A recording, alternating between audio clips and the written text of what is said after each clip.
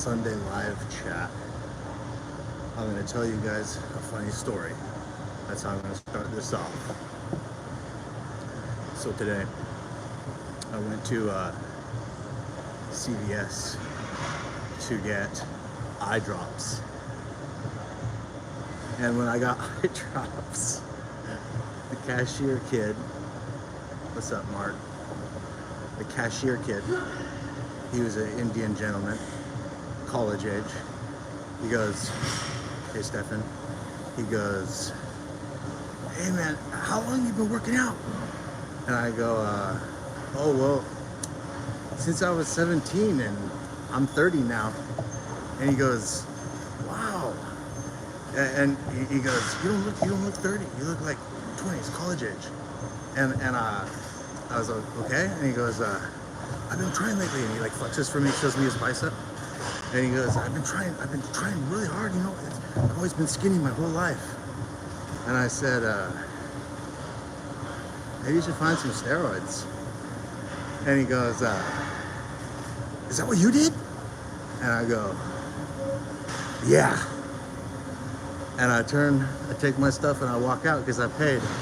And he shouts at me as I'm walking out the door, freaking Walgreens, "I can't tell if you're lying or not." I just kept walking. Man, that was funny. He was exposed to the secrets. He needs to buy Ultimate Guide droids. Exactly, Mark. Exactly. I should have given him my Instagram or the YouTube channel. It's pretty funny. No, it's so funny here in America, like shocking people. Oh my God. Like I really get a riot out of it. You know? It's something that adds to my life, you know? It's not something that takes away from my life. I'm absolutely not ashamed of it. It's like a political issue to me. So, you know, that's something that I choose to make a part of my life for a reason. Not because it's something bad. It's for something that improves my life. Thailand missed me, John, huh? Thai girls miss me. Thai girls in Isan do. That's where I go to the Thai girls in Isan. Most of the guys in Thailand, they wait for the girls from Isan, the desperate ones, to go to their city. But I go find them before I would go into Isan and get them back when they're just college girls or whatever. Yeah, I hate Pattaya. It's the dirtiest, most like scummy slime bag city. It's pretty funny that Tony Huge says like Pattaya is paradise on earth. Like that's another one of those things where it's like I could never stand being like associated with that kind of shit, like all that degenerate shit. I know I wrote about some of it on my website like back in the day, but that was mostly when I was still like figuring out like how to make money online, and it was for like shock value mostly. It was for like shock content and got like a lot of traffic, but not proud of it, hate it, don't like it, erased it. It's not there anymore. Yeah, Jamal. Yeah, he's in his natural habitat there, so he loves it. Scumville. Degenerateville. When you... Yeah. Yeah. Okay, I just finished a full body workout. That's what I've been doing. I've been doing full body workouts. Have Kyle up more. Have white people still lost their self-respect in USA. I don't know, man. I've been kind of checked out of what other people are doing, and I've just been thinking about what I'm doing. To be perfectly fucking 100% frankly honest.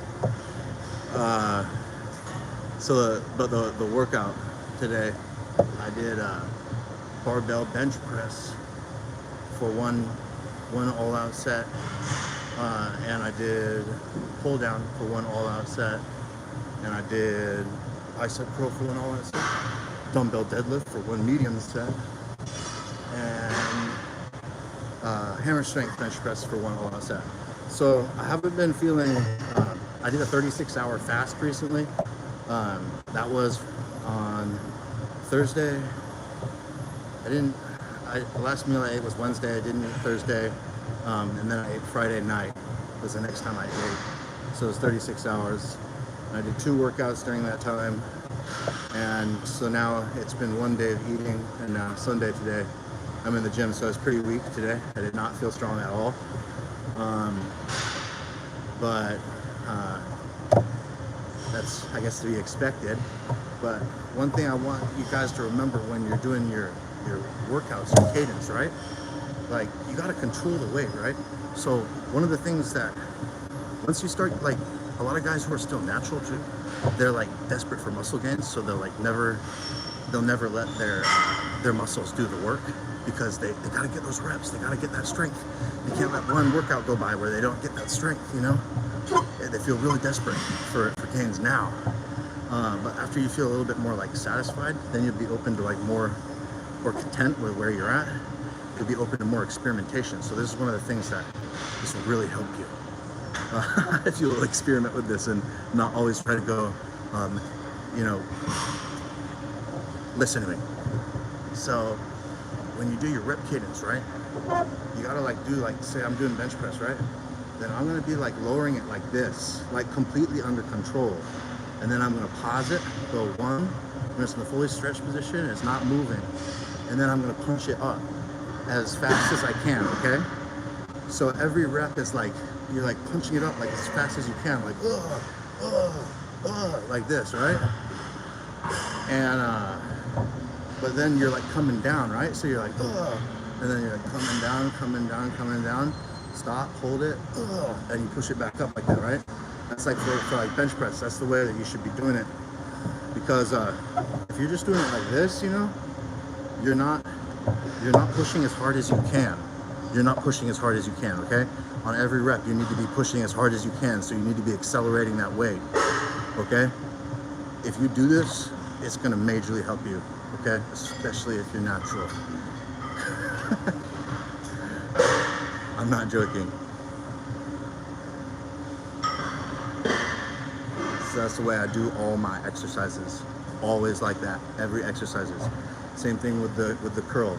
I'm like this, going down slowly, you know, letting it out, slowing out, and then boom, up fast, slowly, boom. That's how you keep tension on the muscles. When you're in the gym working out, keep your tension on the muscles. So the weight should be under complete control. Complete control. Unfortunately, there's like barely anyone who does this. But if you go to Muscle Factory Gym in Bangkok, there's enough of a good elderly's atmosphere there that pretty much everyone does work this way, because that's sort of like the trend. Because there's enough educated people there, enough good influences there, that it's kind of trendy to work out that way. Very impressive place, Muscle Factory Gym in Bangkok. Bangkok. In Thailand, they say it Bangkok. They don't say Bangkok. They say Bangkok. Okay, if you have shoulder pain, that's pretty common. A lot of people have little tears in their cartilage in their shoulder. But one of the things with like most injuries that you have, you need to like feel around and press in the soft tissue into the muscle and feel for spots. You need to press in really deeply and hard with your fingers and try to feel for spots that have a lot of pain. And when you find those spots, then you have to press on them really hard, or like get a hard ball like a baseball and lie on it with all your weight pressing down on it. Because when you get little injuries, these little adhesions form between the fibers, and they pull right like this, right? And they force the fibers to be like contracted and like in bad positions, and it causes pain. It causes your joints to be out of alignment. A lot of times, if you're having shoulder problems or knee problems, if it's knee problems, it'll be in the IT band running up from your hip down to the side of your knee, the outside of your knee. Or shin splints. A lot of the times it'll be a muscle with those that scar tissue thing on the the outside of your shin bone. You know, there's that inside shin bone where you feel your shin, and then there's the outside part with the muscle. A lot of times there'll be adhesions there. So find those, sit on a ball, press them with your fingers, do whatever you have to do, and a lot of your joint problems will go away, especially stuff that you think is like tendonitis, because those things pull your joints out of place. And if you do weightlifting, oh man, you've got them for sure. You got them for sure. Yeah, I like good posture too. That's really important to me, Celestial. So with back exercises, guys, the key is to, it's in the pull actually. So when you pull, it's like there's a way to pull towards you like this, right? And that's not it. You've got to like do this thing, right? Like, so it's similar to when you do a bench press. You know how you put your shoulder blades down and back, right? So that posture where like here's normal, right? And now you like go like this and put your shoulder blades down and back, right? And stick your chest out like that. That's the position that you bench press from. Yes, like arching. And that's also the position that you should end up in when you do the pull down, for example. At the end of the pull down, don't lean back. Don't do that thing where you swing backwards. That's like a bastardization of the true way to do it. You're supposed to go like this, and like it's like you have a rope right here lifting this bone like up into the ceiling, right? So you don't swing back on the pull down. You go like this, and you end up like this with your chest fully out and down like this with a huge back arch, as full as it can go.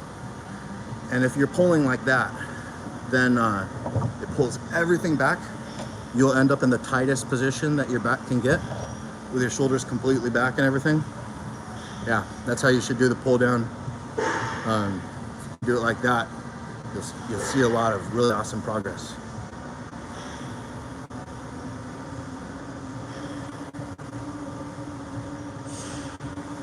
I'm just doing cardio now.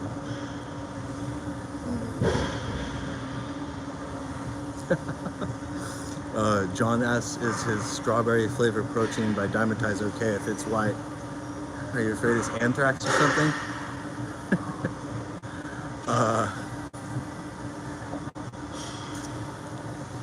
I like protein shakes, but you know what my favorite thing to eat is? It's just beef and rice and salt and pepper. I like to eat that as many meals as possible. It's my favorite meal and it never gets old. Especially like it when the beef is grass-fed, so it has omega-3, real from the grass, the way it's supposed to be. Because this is the way hitting long esters once a week, Celestial. Okay, I'll get to that. I'm logging that.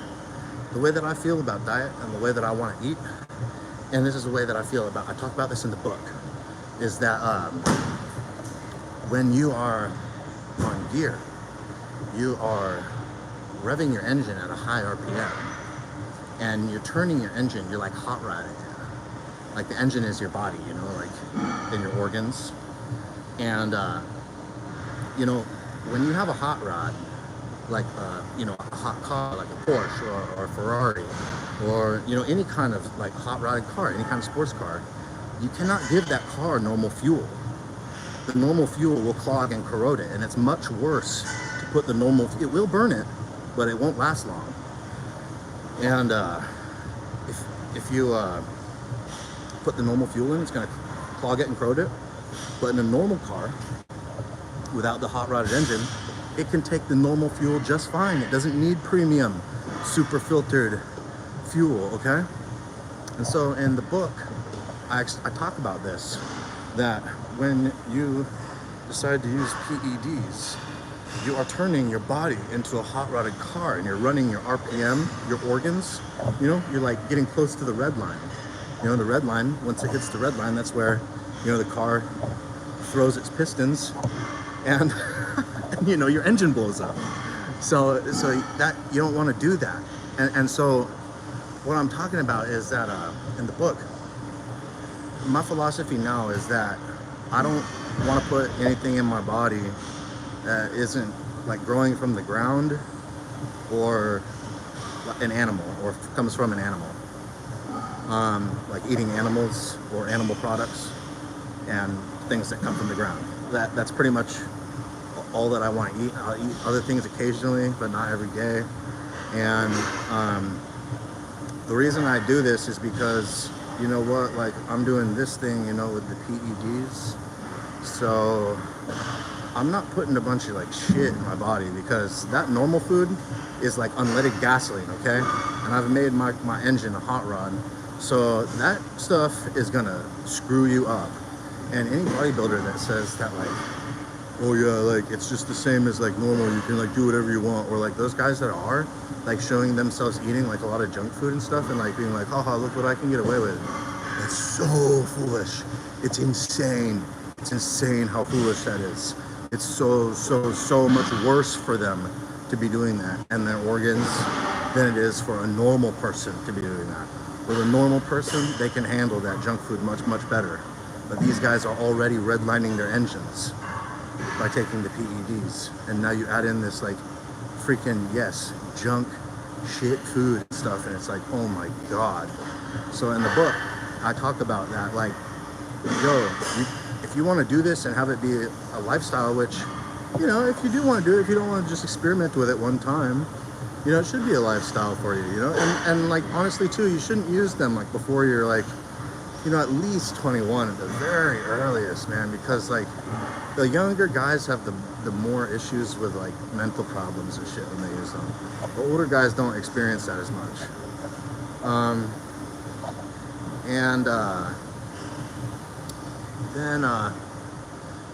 Yeah, you just want to be responsible, you know? Like, if you're going to do that, like, that whole thing that some morons and fucking nimrods that are really reckless and really promoting evil things, such as, like, being like, oh, look at what I can do, like, take this, you know, extreme amounts of PEDs and make, like, my health, like, amazing good, or, like, eat all this shit and, like, look amazing, like, I'm better than you, or whatever.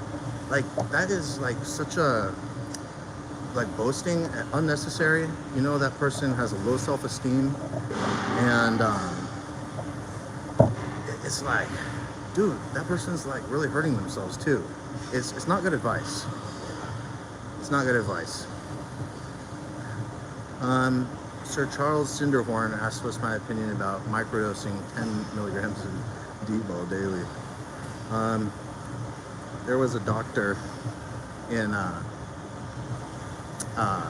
1950s that was one of the researchers on when the government commissioned that drug to be invented, researched and invented, and then made. One of the doctors that was one of the guys who was right in there, right? He said 10 to 15 milligrams of that is enough to do full androgen replacement therapy in a male. So he was saying, like, that will give you all the male hormones you need. Like, if you take 10 to 15 milligrams of that per day, this doctor said that could be like standalone hormone replacement therapy, and it would be like full spectrum, perfect. So that was his words about that. There's some really cool articles. There's a cool article about, because back in the 1950s when D-ball came out, a lot of the NFL teams were forcing their players to take it, and so they would put it. They would go to like camp, right, like training camp in the off season, and they'd all go to like a ranch or whatever to do the training camp, and you know, they'd be serving the guys, the players, the meals, and the meals would always come with a cup, and each time there'd be 3 D-ball tablets in it. Or maybe it was 1 D-ball tablet 3 times a day. I'm not sure what it was, but they were feeding their guys D-ball. The Chargers, the San Diego Chargers. There's an article on ESPN about this, about the San Diego Chargers feeding their team D-balls in the 1960s and fining the players when they wouldn't take them. So there was a few guys who, like, they say, like, they didn't want to take them. And they got fined for not taking their pills with their meals.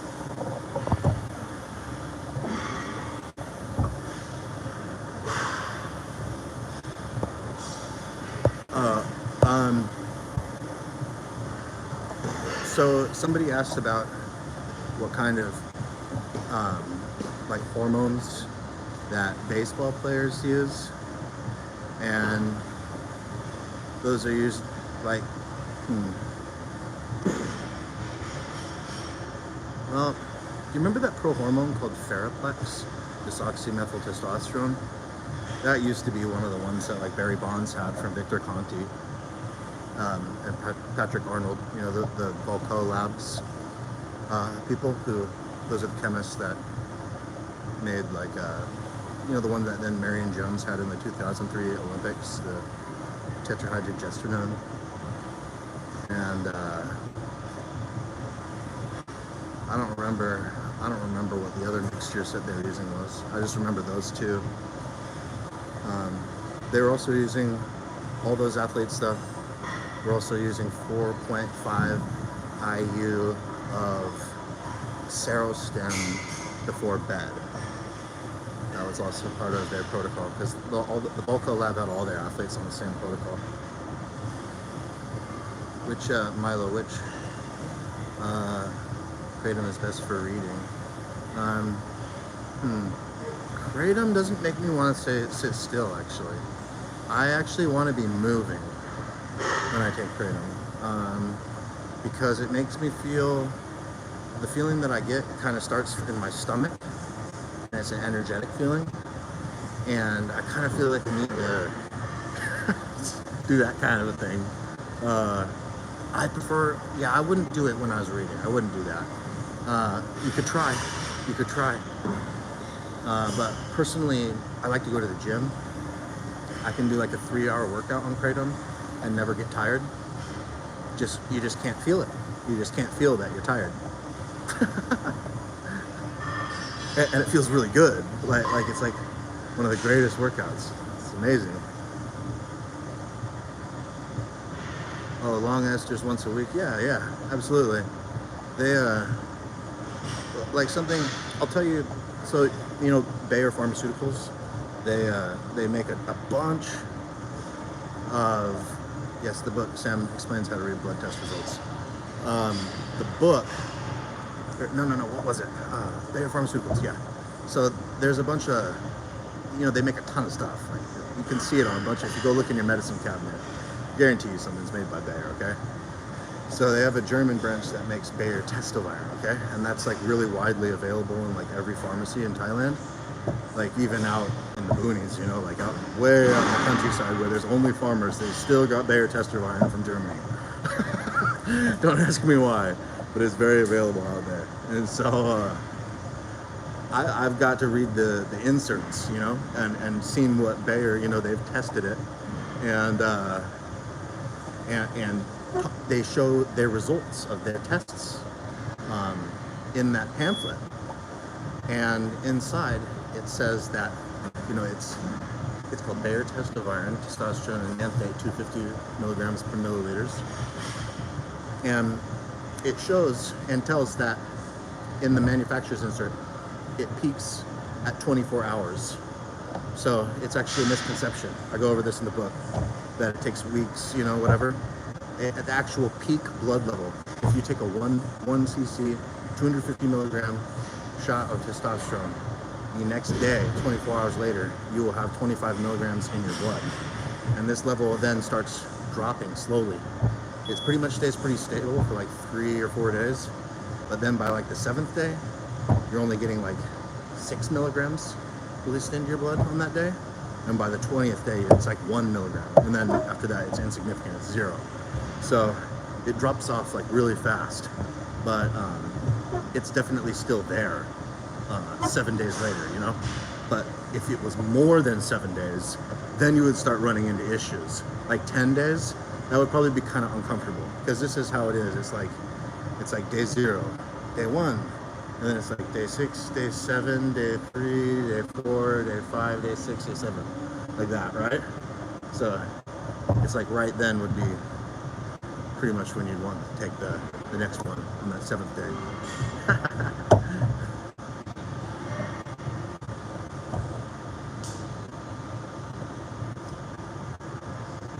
HCG. Um, it says, can you test HCG with a pregnancy test? Yes, because that's what pregnancy tests test for. They are a test for HCG present in human urine, and HCG that you buy, the powder that you mix with the water, that is purified HCG from rats, pregnant rat urine. So it's the same thing. you're putting urine derived HCG onto the pregnancy test. It's the exact same thing as a human being on pregnant human female. That's why it works. Yep, Jamal. Yes, rat piss. Rat piss. That is what HCG is. Okay. I am going to do this for 3.5 more minutes, and then I'm gonna go eat. I'm doing cardio right now. I'll show you guys. So, yeah. Show you guys my leg, okay?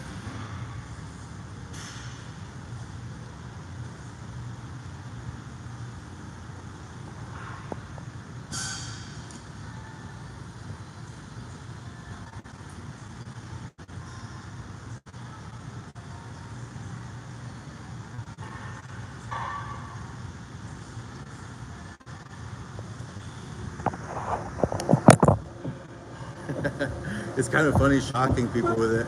Like, honestly, I'm not really like trying to have like really beautiful legs, so it's not really something that's like, I'm not really like that bothered about it. I'm not looking at it like, oh my god, my life is ruined, like my legs aren't beautiful anymore.